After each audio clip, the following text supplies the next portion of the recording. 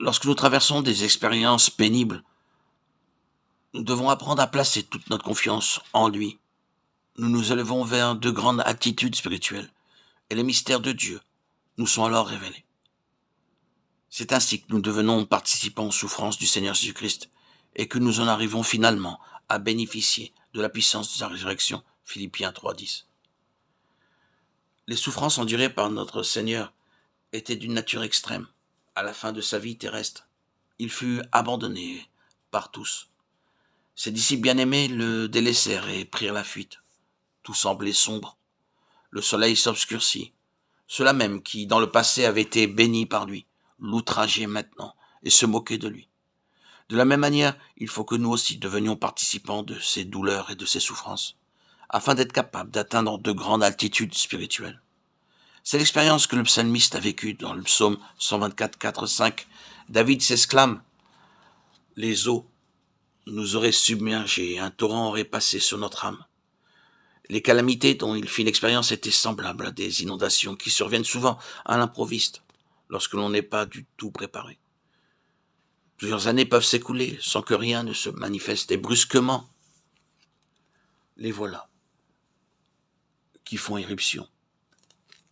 Récemment, des inondations ont causé beaucoup de destruction dans le nord de l'Inde, occasionnant de grandes pertes en vie humaine, en bétail et en récolte. Le gouvernement s'efforça de venir en aide aux populations sinistrées, mais sans pouvoir faire grand-chose. Dans nos vies également, il y a des circonstances où l'ennemi déferle sur nous comme une inondation surgissant là où l'on s'y attendait le moins, ou se manifestant à une époque inattendue de l'existence. Le diable peut utiliser contre nous des amis ou des personnes de la parenté, dressant parfois contre nous ce que nous aimons, respectons et admirons. Il est bon d'avoir été mis en garde contre de telles éventualités. En pareilles circonstances, le Seigneur nous donne la promesse, dans le psaume 124, 2, qu'il nous accordera la victoire.